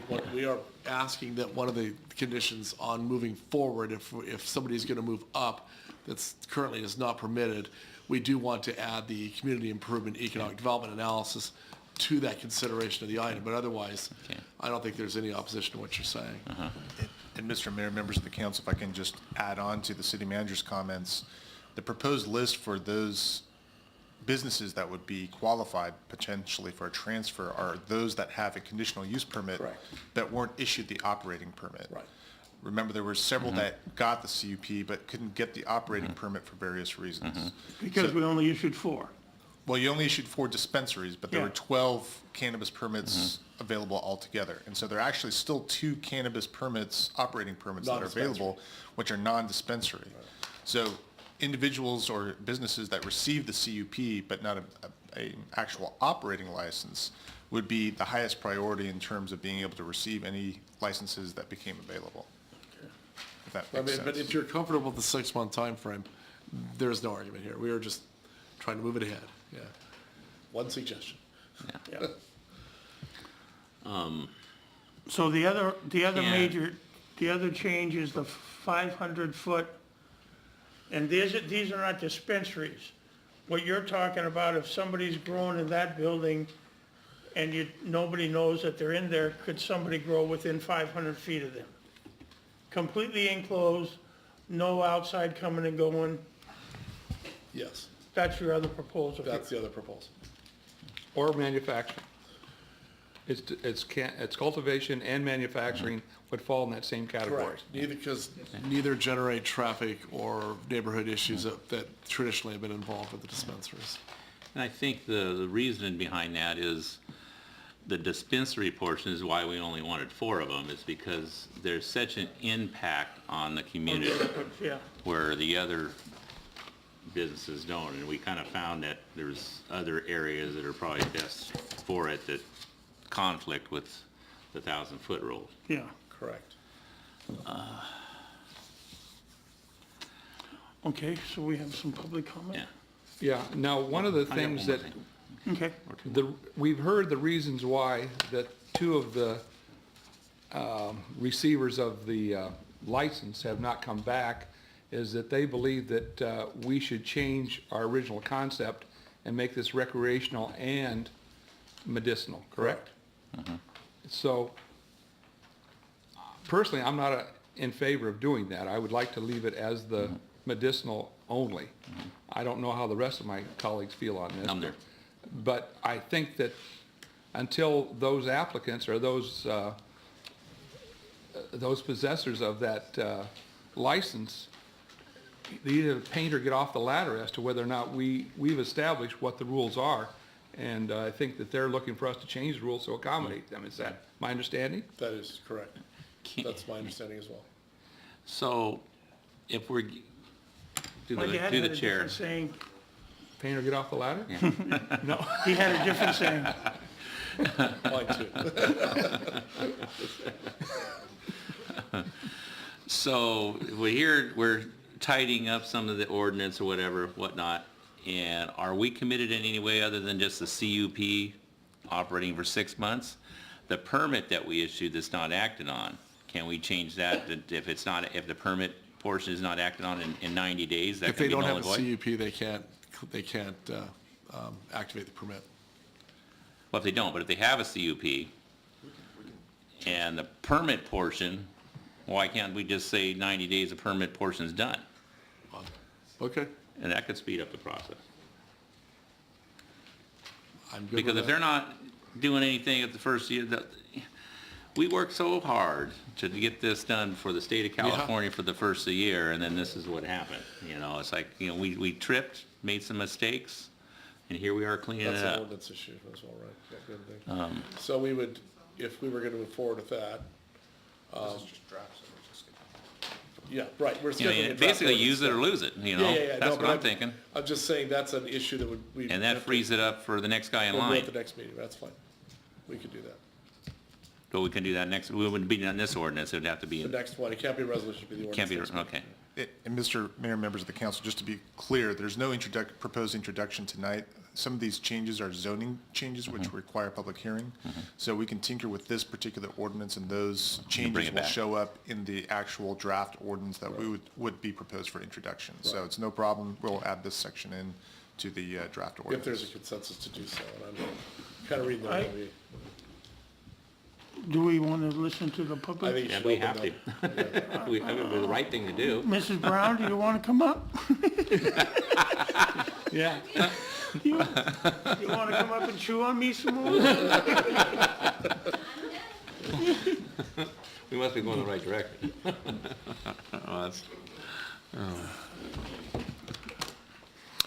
Mr. Mayor, members of the council and staff, my name is Kirk Kartosian, and I am a representative, a real estate representative for one of the applicants.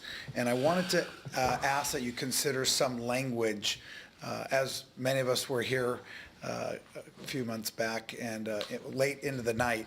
I think there were some considerations to the fact that maybe a merit-based consideration for those who submitted a CUP application, paid the fee, and were considered by Meridian, the consultants, at least the applicant to be qualified, the application to be deemed complete, and that those in the queue should be and could still be considered, even if they did not receive a CUP or a business license issued that evening.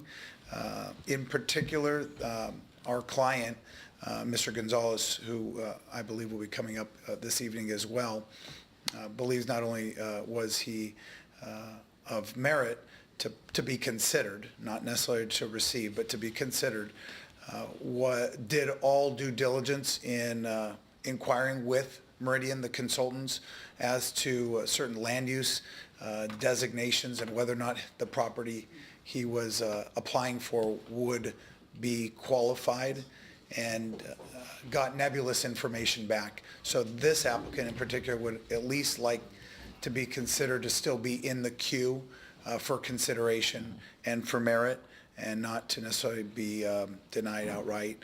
And I think that's really important to be considered. Also, if it's the council's wishes, he would be more than willing to submit a new CUP, and I guess consideration to the fees would be up to the council. On a unrelated note, I want to just mention something. I did hear a lot of the comments from residents. I completely understand the issues relating to homelessness and crime. This is not a Bellflower specific issue. Obviously, there are things that you guys can do, and I think you guys are hearing them, but I think the city of Bellflower is moving in the right direction. But the homelessness issue is, it's brutal. It's unfortunate what a lot of humans are going through right now. But hopefully each community can take care of it for their citizens as best they can. Thank you.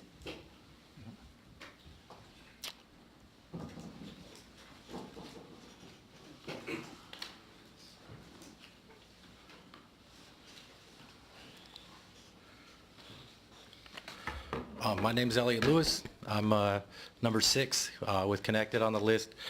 Just wanted to bring one issue to the council's attention. I've heard, and the city manager touched on it, some people haven't picked up their permit. Based on the statute and our understanding, and maybe they met these but just haven't picked it up, it says the applicant must submit to the city manager or designee a signed copy of these conditions of approval, acknowledging acceptance and compliance within the conditions herein within 30 days from the date of approval. So that would be January 17th. The conditions of approval must be signed, notarized, and returned to the city manager or designee before any plan check, submittal, or construction permits, etc. So I would ask, if there was people who haven't picked up their permit yet, whether or not they met that condition. And then I'd like to say that I'm very interested in a medical license. And furthermore, I think there's a revenue issue. I sat here at the beginning of the meeting and there was all this talk about revenue and revenue, shortfalls and whatever. I think that they're subverting the will of the people, refusing to come pick up their licenses. At a minimum, they haven't started their project as of December 17th. I could speak for our group. Had we been issued a license, we would start building immediately, and the sooner you start building, the sooner you start generating revenue, the sooner the city starts making money. So, I can't speak for anyone else, but we've done everything we can in our power to obtain this license. We want it very much, and it just seems like a lack of respect for the process, quite frankly. And also, I think there's the city's essentially waiting and begging for these licenses that we all fought so hard for somebody to come pick it up. It seems to me that, there's no real reason to wait the 6 months. They either want it or they don't. Playing this game of trying to strong arm the city for rec, again, it seems to go against the spirit of the ordinance, and is definitely, at a minimum, lost 2 months of revenue, even though you won't realize it in today's days. Down the line, they should have already been moving and acting on it. So that would be the one thing I'd ask is to direct, council and or the city manager to make sure those people that haven't picked up their permit, in fact, met all those requirements as of January 17th. Thanks. Yeah, and I think that what you're hearing from the council tonight is there is a move to kind of nurture that program along. We've had a little disagreement on how to go forward on that, but I think we're finding a consensus how they're going to move forward on it. So we hear you loud and clear. Mr. Stewart, how many permits have not been picked up? On the dispensary side, 2, and the other, that's it, right? Just those 2. Just Adina. Yeah, only 2.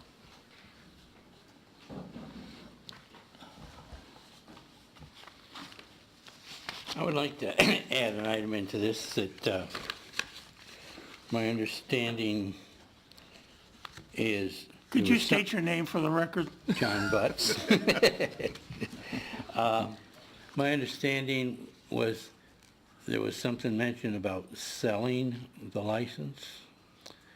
I hope that doesn't take place. Well, I don't think you're hearing a receptive audience to it. It was the staff's idea, and it was merely one idea to try to move forward with hastening the process of awarding the permits that are necessary to get all 4 dispensaries are open. I think you've heard from my bosses here, they don't love that idea, so I expect that's gonna go. We're just gonna take them. Yeah, I just want to because anybody wants to sell it, it's really playing a scam. The other part Well, is. just so you know, Yeah. I heard that you can call to a place that claims to have a dispensary permit for sale for $1 million in the city of Bellflower. Well, that's good.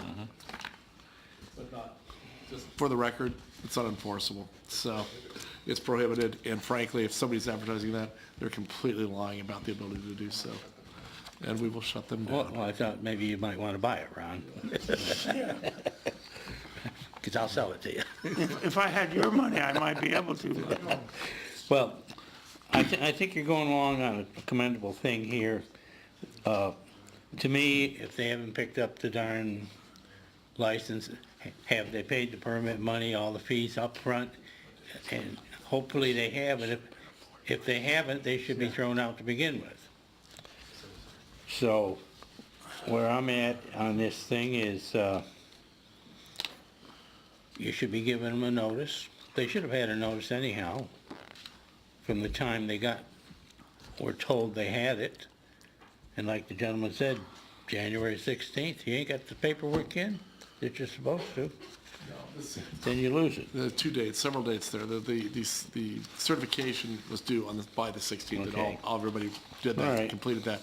Then they can go forward and apply to the state. What we have is 2 that have not applied to the state for the necessary permits Okay. there. So, and that's their prerogative. It's something they chose not to do it. What we're talking about tonight is changes and cleanup in the code and the ability to move forward with moving faster and some of these things to force their hand. I think that's what we're dealing with. All right, well, thank you very much Yeah. for your explanation of it. The only thing I can see that people aren't picking it up is because they got the award of it, now they're trying to find financing. And nobody's gonna finance it. I think they wanted to hear what our attitude was, John, and now that we've stated it, they've got to figure it out, you know? Painter, get off the ladder, is that what That's you right, said? yeah, that's what the pastor told me. I want to clarify something too. The city attorney just showed me a memo that went out to applicant number, is it 9? December 7th, stating that they were not moving forward, not recommending moving forward with that item, and it did require a zone change. So they were informed on December 7th, long before the public hearing, that that was going to be the issue on that one. I just need to ask for a clarification because I didn't get it all in my notes. You're going to want to move the distance from 1,000 feet to 500 feet for what? Only on the cultivation and manufacturing side. What we've found is the cultivation and manufacturing tends to work in a laboratory, more like a laboratory setting without the retail hustle and bustle of the dispensaries. And in order to help, again, get all these permits filled in a timely manner, there was no downside to allowing, it's not 2 dispensaries. 2 dispensaries are still required to be at least 1,000 feet apart. But if there was a situation in which a dispensary and either a cultivation and or manufacturing area were together, that would not provide an undue influence on the neighborhood. So that's why we're recommending that change. So if they had both together, they would be able to put them 500 feet apart instead of 1,000 feet apart? Theoretically, That's what I'm. yes, not Okay. theoretically. In fact, if the council were to approve this change, there is the potential that a cultivation and or manufacturing facility could be 500 feet, just over 500. Okay, and that'll be up for discussion in a future meeting, right? Okay. To a dispensary, so that's what that's about. Okay, thanks.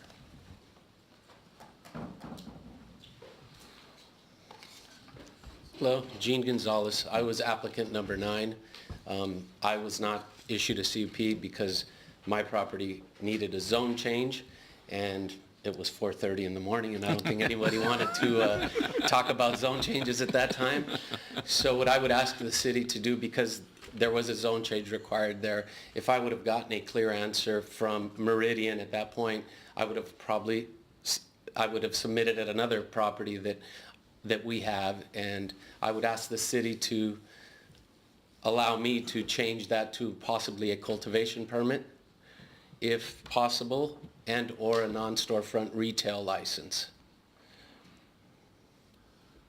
I'm not gonna quibble, the facts, that's just not the facts of the statement. They were notified in September, what date on that? The mandatory meeting on that it would require a zone change, and again on December 7th that it would require a zone change. So frankly, I mean, it's up to the council. I'm not making the policy here. Well, if you look at the But- response from Meridian, hold I'm on. sorry. But the fact is, it was said here at the public meeting that you were not properly notified. I'm saying that was false. You were properly notified. It was a vague answer, and No, they it said, wasn't. they Read said the answer. submit as proposed. Okay, well, Is we're not what I'm gonna- trying to say. we're not All right, gonna all right, get all right, into all an right. You know, argument. you're right. I don't want to get into the middle of that. We can do that another day. We can schedule another meeting to do that. But the fact of the matter is, the notifications are made on multiple times.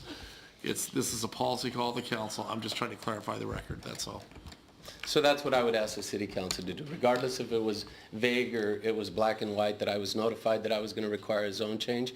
If I would have required a zone change, I would have put in for a zone change, because I wasn't going to put that much money on the line knowing that I wasn't going to get a license due to a zone change.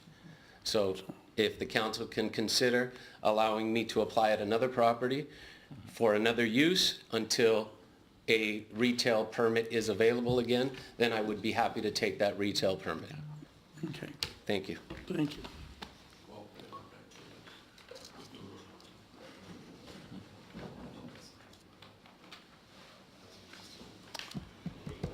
Anybody else? Seeing nobody. There is So- a way forward on this if you want to entertain it. Tell us your possibility. We can, if this is something that the council would like to do, we can make some tinkering to the proposed resolution that's in your agenda packet. There were two lists proposed for the qualifying of transfers of licenses, and what we can do is simply change that to, if there needs to be some changing of locations, CUPs and what have you, those individuals have already paid their permit or application fee and been processed and simply want to change the location, we can certainly make some tweaks to the draft resolution to allow that to happen if that's something the city council wants to consider doing. And since we're having another public hearing on this in any event on the 26th to consider the changes to the code, we can simply just postpone any adoption of the resolution until that time. The timestamp's still in place, it doesn't affect the order, it's just, the timestamp would remain in place, it doesn't affect the order.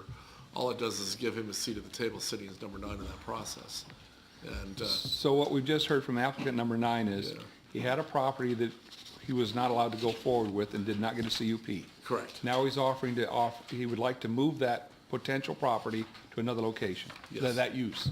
That He only, permit. and at that time, he wanted to do distribution, and, well, for sure, he wanted to be a dispensary. Right. Now he's saying, hey, if you just allow me to cultivate, which I think you have a opening for cultivation. We have 2.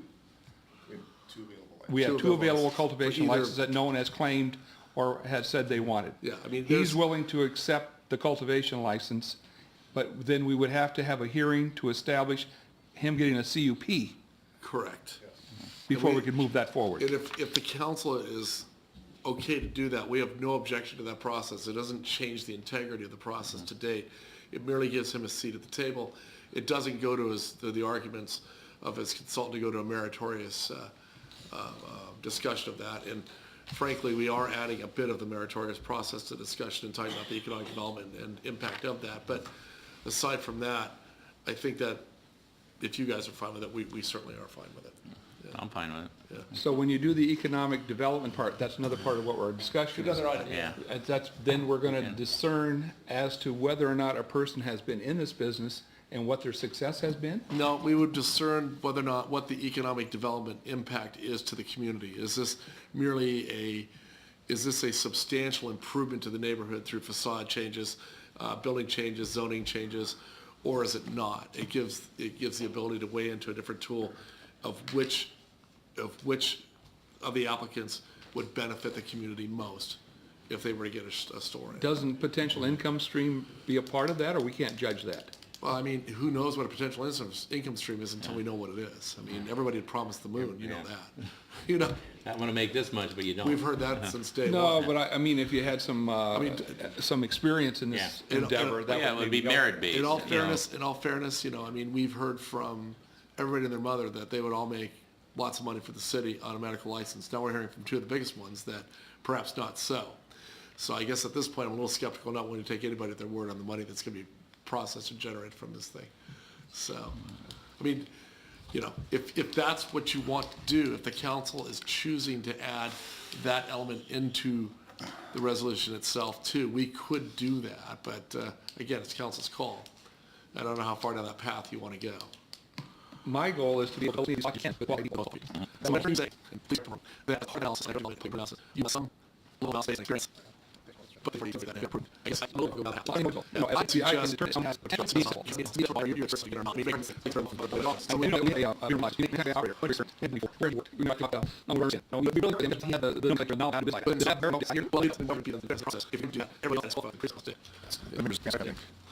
Qualification that was on the current list already process. So there's business that they had business businesses. The two new post funds for the board invested or transfer license or condition licenses. Everyone are for it. Number 6 resolution. Read the 710 resolution. 10E 5 and 6. Now 3 for state audience. The new one will be outstanding better than no terms from qualification. This against the code of application sports skills. That's looking at the size. And they should be applicable to develop it and from like whatever otherwise standing to this. And through 1 through 4 see that certifications that are now already part of the process. This one. Correct. So at the time that it's keep that happens to and this one. The other things that already been covered. Development list talking about new requirements. State council did the definition of certification. Favor and requirements and zoning requirements. Those are also allowed anything. Absolutely. Do cannot be position. And that is something because when you make a part of a new city and also that is some sort of Yet, but I'm opposed to allowing someone that has CDs to seize 25 go forward and put on property owners' hands. But I'm. The 25 is for the city officer. Paid for the fee was on man. The fee. So that was not something where we spent that's the cost of the process. All right. In charge of the that's it. So there's a big chunk of the index. I can't transfer this license. Those fees have especially been $5 with transfer will be on the list. So if you want to consider allowing current qualified applicants to do applications, I think the fee will be around that. Not absolutely.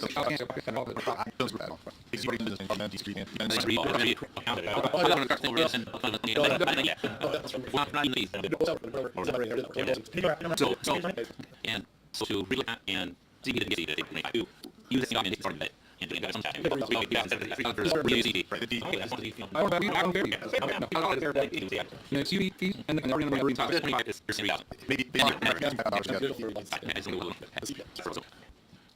We'll get in all about his ball. Now, what is that? Marshall do it by industry. Let's say, when I do best again, this 10 years here, in location would be best.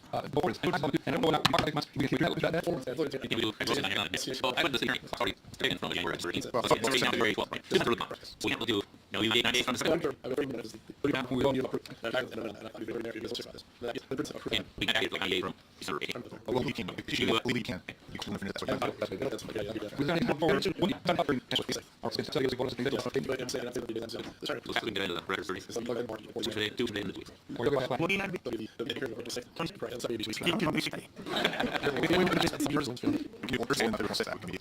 run this not percent deal and set the so something. So this is where red is not more than 3 wins. And 3